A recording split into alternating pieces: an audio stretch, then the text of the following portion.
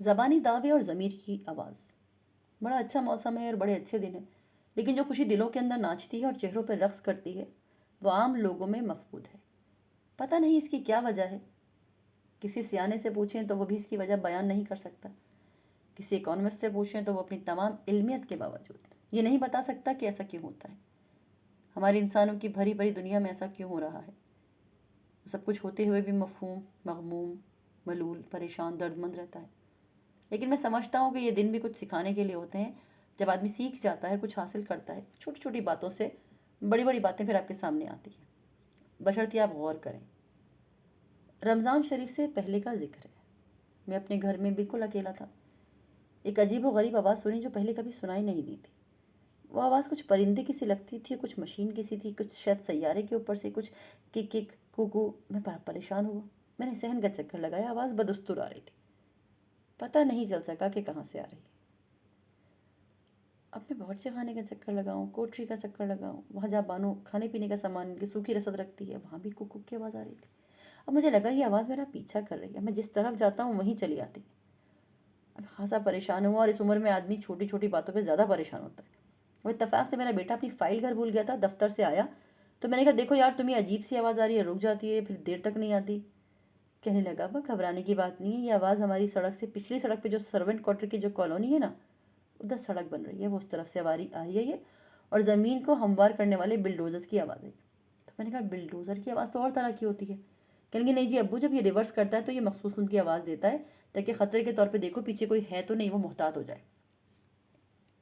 میرا بیٹا تو چلا گیا، لیکن میں سوچنے لگا کہ یہ سائنسدان لوگ بھی کمال کے لوگ ہوتے ہیں۔ انہوں نے مادیت سے اتنا نہیں سیکھا جتنا روحانیت سے سیکھا ہے۔ میرے اندر ابھی یہ وارننگ کا سگنل اکثر اسی آواز میں چلتا ہے اور چلتا رہتا ہے۔ اس کو آپ ضمیر کی آواز کہہ لیں، اس کو آپ احساس گناہ کا نام دیں۔ میرے اندر کی آواز سے فائدہ اٹھا کر ہی سائنسدانوں نے اپنی مشینوں میں اس طرح کی آواز بھر دی ہے جیسے ضمیر کی آواز ہوتی ہے، تاکہ آدمی کو پتہ چلتا رہے کہ وہ کیسے غلطی کر رہا ہے، کیوں ریورس جا رہا ہے اور کہاں ریورس جا رہا ہے۔ خدا نے، اللہ نے آگے جانے کا حکم دیا، وہ بیک کیوں جا رہا ہے۔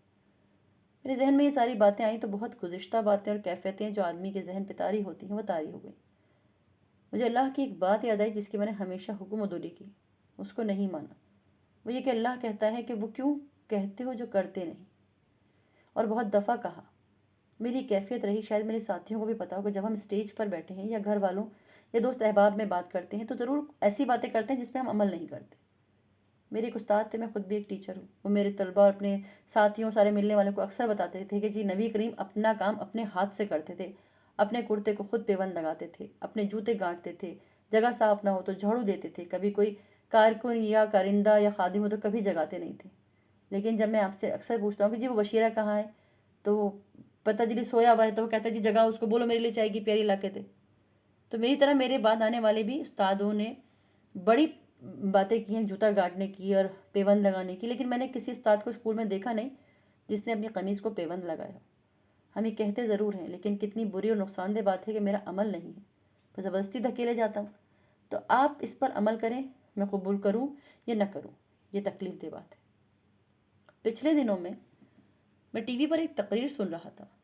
ٹی وی پر سمجھدار لوگوں کا ایک پینل کہہ رہا تھا کہ دیکھیے ہمارے اسلام میں تو عورت کو خداوند نے اتنی آسانیاں دی ہیں اور اس کے لیے ایسے قانون طے کیے ہیں جو دنیا کے کسی معاشرے اور مذہب میں نہیں ہیں، اس کو پوری آزادی دی ہے۔ ولایت والیاں تو بڑی مشکل سے وہاں پہنچی ہیں جو آج سے 1400 سال قبل اللہ نے عورت کو دی ہے آزادی۔ بیان تو یہ ہو رہا ہے، لیکن جب میں عمل کی طرف آتا ہوں تو پتہ ہی چلتا ہے کہ ہمارے ایک عزیز ہیں چچا زادہ، وہ بڑے نیک مولوی ہیں، ہمیں اچھی اچھی نصیحتیں کرتے ہیں۔ رحیم یار خان میں زمین ہے، باغ بھی ہے، 12 مربع زمین ہے، ایک بھائی ایک بہن ہے۔ ان کے ابا حیات تھے تو سب کام سنبھالتے تھے، جب فوت ہوئے تو بڑی سیدھی تقسیم تھی کہ جی 8 مربع بھائی کے اور 4 مربع بہن کے، اللہ اللہ خیر صلی اللہ، کوئی باریکی نہیں تھی۔ تو وہ بھائی صاحب بار بار یہ کہتے تھے اللہ نے طے کر دیا جی کہ انہیں 4 مربع زمین دینی پڑے گی۔ اب ایک مربع کی آمدنی 4 لاکھ سالانہ تھی اور 16 لاکھ روپے سالانہ بہن کو جانے لگا تو ان کے قدم لڑکھڑا گئے۔ وہ خدا اور اللہ کے رسول کے فرمان تو بتاتے تھے لیکن عمل نہیں کرتے تھے۔ میں نے کہا یار تو ہمیں بڑا سمجھاتا تھا، آپا کا جو حصہ بنتا ہے اسے دے دو۔ کہنے لگی میں ظالم نہیں ہوں، میں سنگ دل نہیں ہوں، میں بڑی احتیاط اور سمال کے ساتھ اس کے مربع کا بھی انتظام کرتا رہوں گا۔ میں نے کہا دفع کر، ایسا نہ کر، اس کا میاں جانے اور وہ جانے۔ کہنے لگے نہیں نہیں، میں ان کی بہتر مدد کر سکتا ہوں، میں نے ان کا خرچ چلانے کے لیے گزارے کے طور پہ 2000 روپے مہینہ بھی دے رہا ہوں۔ دیکھیے، جب یہ سب کچھ ہو گیا تو ایک روز اپنے اس بھائی کو دیکھا۔ خواتین و حضرات، لاہور میں ایک جگہ ہے شاہ جمال کالونی، وہاں سڑک کے کنارے ایک چڑی مار بیٹھا تھا۔ تو یہ طوطے چڑیاں پکڑنے والے جو ہوتے ہیں نا، وہیں میرا بھائی کھڑا تھا۔ اس نے چڑی مار سے کہا 100 چڑیاں چھوڑ دے، بتا کتنے کی آئیں؟ اس نے کہا جی 5 روپے کی چڑی ہے۔ میرے بھائی نے کہا لو جی 500 روپے۔ چڑی مار نے جنگلے کا دروازہ کھولا، چڑیاں پھر پھر اڑنے لگی۔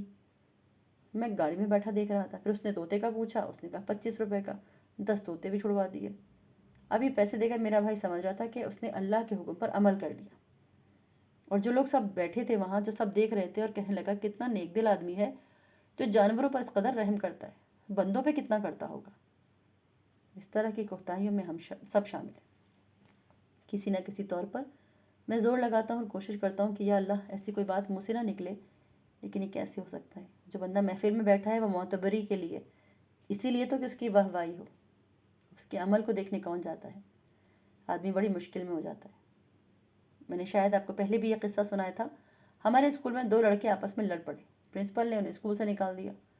دونوں لڑکوں کے والدین آئے اور انہوں نے کہا کہ جی پرنسپل کو منائیے۔ پرنسپل کے پاس گیا تو انہیں یہ بات تسلیم کرنے کے لیے تیار نہیں تھے کہ جی اسکول سے نکال دیا گیا، اور اس سختی سے نکالا کہ وہ لڑکے کسی اور اسکول میں داخلہ ہی نہیں دے سکتے تھے۔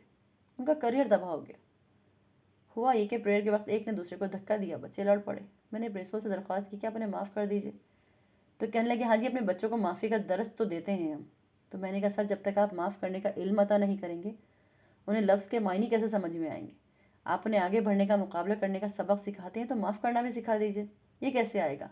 اب یہ اسکول سے ایسے ہی نکل جائیں گے اور کسی نے انہیں معافی کا درس نہ دیا، اور اتفاق سے جا کر کبھی وہ کسی ضلع کے ڈپٹی کمشنر بن گئے، انہیں تو معاف کرنے کا پتہ ہی نہیں چلے گا، کیونکہ انہوں نے تو سیکھا ہی نہیں ہے۔ جیسے میں نے باکسنگ نہیں سیکھی، مجھے کھاڑے میں کھڑا کر دیجیے تو میں مارا جاؤں گا۔ کہنے لگے نہیں جی دیکھیے اس کا کورس میں ذکر ہے، اور بھاگ کے ماسٹر صاحب سے کہا بھاگ کے لائیں، وہ کتاب لائیے، اس میں اشفاق صاحب کو دکھائیے۔ اس میں یہ لکھا ہوا تھا کہ ایک خاتون تھی، بڑھیا تھی، وہ مکہ شریف میں رسول خدا پر روز کوڑا پھینکا کرتی تھی۔ حضور نبی کرم جو ہیں وہ اپنے کپڑے جھاڑتے اور آگے بڑھ جاتے۔ سب کہانی آپ نے سنی ہوگی۔ وہ ایک دن بیمار تھیں، وہ نہیں آئے تو عیادت کے لیے گئے۔ دیکھیے کتنا اچھا سبق ہے معاف کرنے کا۔ پرنسپل صاحب کہنے لگے ہم پڑھاتے ہیں بچوں کو معاف کرنے کا سبق؟ میں نے کہا جناب یہ تو کہنے کی بات ہے۔ کہنے گے نہیں جی اگلا سبق بھی دیکھیے نا، آپ وہاں پہ طائف میں تشریف گئے، رسول خدا تشریف لے گئے طائف میں، وہاں پہ شریر نوجوان کے پیچھے پڑ گئے، آپ کو تکلیفیں دیں، تو نبی پاک نے دعا دی اللہ ہی لوگ نہیں جانتے، فرشتے جبرائیل آئے، انہوں نے کہا کہ آپ کہیں تو پہاڑوں کو ہلا دیں، تکلیف دیں، مطلب یہ بدبخت لوگ تنگ کر رہے ہیں، پر آپ نے فرمایا نہیں انہیں کچھ نہیں کہنا، انہیں پتہ نہیں ہے، جب پتہ چل جائے گا، اور اس طرح کی بہت ساری بات۔ اچھا جی ہم سارا صاحب بتاتے ہیں، ہم بچوں کو سب سکھاتے ہیں، تو بات یہ ہے کہ ہم اس بات کو کسی طرح عمل پہ نہیں لیتے۔ بس کبھی کبھی کوئی ایسا آدمی آپ کی زندگی میں ضرور آتا ہے جو اس کک سے فائدہ اٹھاتا ہے۔ جب اس کا ضمیر اس کو روکتا ہے کہ بس ریورس مت کر، تو وہ ریورس سے رک جاتا ہے۔ آواز سب کو آتی ہے، پتہ سب کو چلتا ہے، لیکن جو عمل کرتا ہے وہ خوش نصیب ہے۔ آپ کو ایک واقعہ سناؤں۔ بریلی کے کوئی رئیس تھے، وہ میر ضامن کے بھی مرید تھے، ان سے بیعت وغیرہ کی تھی، ان کے ہاں ایک دفعہ چوری ہوئی، لوگوں کو اکٹھا کیا، بیچارہ جوالا وہاں موجود نہیں تھا، بڑا ڈرپوک کارندہ تھا، اس کو بلایا، ڈرایا دھمکایا، تھر تھر کانپنے لگا۔ لوگوں نے کہا جی یہ چور ہے، یہ شکل دیکھیں پیلی رنگت ہو رہی ہے، 3 4 بیدیں ماری، تڑپا چلایا۔ رئیس گھر آیا تو اسے خیال آیا کہ کوئی ثبوت تو ہے نہیں، اس نے ایسے ہی بیعت لگا دی۔ وہاں سے نکلے، مولانا ضامن صاحب کے پاس گئے جو اپنے کمرے تھے۔ خادم نے رئیس سے کہا جی وہ تو ابھی نہیں مل سکتے۔ انہوں نے رئیس نے کہا دیکھیے ابھی ان سے کہیے ملاقات کیجیے، نہیں تو میں اپنا منہ کالا کروں یا جھیل میں ڈوب کے مر جاؤں، کیونکہ میں گھر واپس نہیں جا سکتا۔ پریشان ہو کے مولانا صاحب نے انہیں بلا لیا، کہا بھائی کیا شور مچا رکھا ہے؟ انہوں نے کہا کہ جی مجھ سے کوتاہی ہو گئی ہے، میں نے اس طرح اس آدمی کو ڈنڈے مار دیے بغیر کسی ثبوت کے۔ تو مولانا صاحب نے کہا اس میں شور مچانے والی کیا بات ہے، اسے جا کے معافی مانگ لو۔ رئیس کہنے لگا یہ مشکل ہے کیونکہ میں بڑا آدمی ہوں۔ تو مولانا صاحب نے کہا جی خودکشی کرنے، مرنے یا خود کو تکلیف دینے کی ضرورت نہیں ہے، اس کا ایک ہی حل ہے کہ آپ جس کا دل دکھاتے ہیں، جسے تکلیف دیتے ہیں، اس سے معافی مانگیے۔ وہ واپس آیا، گاؤں کے لوگوں کو اکٹھا کیا، جولاہے کو بلایا، اب وہ ڈر ڈر کے پھر آیا۔ رئیس نے کہا یا تو مجھے تم اتنے بیعت مارو جتنے میں نے تمہیں مارے، نہیں تو میں تمہیں اس گاؤں سے نہیں جانے دوں گا، میں تیرا پورا خاندان بھلے مار دوں۔ اس نے کہا جناب آپ مجھے جان سے مار دیں، آپ رئیس ہیں، سردار ہیں، میں آپ کو کیسے مار سکتا ہوں؟ رئیس نے کہا نہیں یہ تو تجھے مارنے پڑیں گے۔ اب جی جھگڑا ہو گیا۔ لوگوں نے کہا حضور بیچارہ آدمی خوف زدہ ہے، اتنا بڑا کیسے کرے گا، آپ معافی مانگ لیں کافی ہے۔ رئیس گھٹنوں کے بل جھک کر جولائی کے سامنے کھڑا ہوا اور کہا مجھ سے کوتاہی ہوئی ہے. اس پر جولائی نے کہا نہیں جی میں نے آپ کو معاف کر دیا. رئیس صاحب گھر پہ بھی آئے, دل مطمئن نہ ہوا معافی ملی ہے یا نہیں, کوتاہی تو بڑی ہوئی ہے کیونکہ ریورس کک چل رہی تھی, اس کا سامنا نہیں کر پا رہے تھے. پھر رئیس نے جولائی کو بغیر بتائے اپنے آپ کو ان کے گھر کا خادم بنا لیا. صبح اٹھتے تو بگی لے جاتے, گھر والے سے کہتے بازار سے جو سودا چاہیے وہ بتا دے. بیویوں کے مزے ہو گئے, 2 سیر چینی, آٹا, پیاز, مولیاں سب کچھ منڈی سے لا کے انہیں دیتے رہے. جب تک زندہ رہے وہ ایک خادم کسی حیثیت سے اس گھرانے کا کام کرتے رہے. یہ تو خوش قسمت لوگوں کی کہانی ہے کہ انہوں نے جو کہا اس پہ عمل بھی کیا, کیونکہ مجھ سے یہ ہوتا ہی نہیں اور میں کافی کوشش کرتا ہوں اسلام کی برتری کا تذکرہ کرتے ہوئے ان بڑے لوگوں کی مثالیں ہم دیں جن کے قریب تک پہنچنے کا ہم میں یارہ نہیں ہوتا, ہم میں ہمت نہیں ہوتی اور انہیں ہم کسی بھی صورت تقابل میں نہیں لا سکتے. جب اللہ یہ کہتا ہے اور وضاحت سے کہتا ہے کہ تم کیوں ایسا کہتے ہو جو کرتے نہیں ہو, یہ بڑی غور طلب بات ہے. اس میں یقیناً تھوڑی سی بے رونقی تو ضرور آئے گی, لیکن جس بات کا میں نے پہلے تذکرہ کیا ہے کہ دلوں کے اندر خوشی کا سامان ضرور مل جائے گا, جیسے اس رئیس کے اندر ہوا. میں جو سمجھتا ہوں کہ ہماری معاشرتی کمزوری ہے, ہم لوگ سارے کے سارے اعلیٰ درجے کی مثالیں دے کر اپنی زندگی کے اوپر حاوی نہیں کرتے. حضرت عمر بن عبدالعزیز رات کو اپنے دفتر کا حساب کر رہے تھے, دیا روشن تھا, دوست باتیں کرنے لگا تو اپنے پھونک مار کر دیا گل کر دیا اور کہا کہ یہ قوم کا تیل ہے جس سے یہ جل رہا ہے. تو ہم آپس میں ذاتی باتیں کر رہے ہیں اس لیے دیا نہیں جلے گا, اندھیرے میں بات کرو. ہم یہ بات جب سنتے ہیں تو سننے والا بھی بیچارہ اور ہم خود بھی یہ سمجھتے ہیں کہ شاید ہم بھی اسی طرح کے رنگ میں ہیں, حالانکہ جی قومی سرمایہ کو بلا دریغ ہم استعمال کرنے میں کوئی برائی نہیں سمجھتے. تو اس دن سے ریورس کی کک کک کک میرے اندر بڑی شدت سے چل رہی ہے, گو کہ میں اس کک کک پہ ویسے قابو نہیں پا سکا جیسے میر ضامن علی صاحب کے مرید رئیس نے کیا تھا, لیکن پھر بھی میں آپ کو دعا دیتا ہوں کہ اللہ آپ کو آسانیاں عطا فرمائے اور آسانیاں تقسیم کرنے کا شرف عطا فرمائے. اللہ حافظ.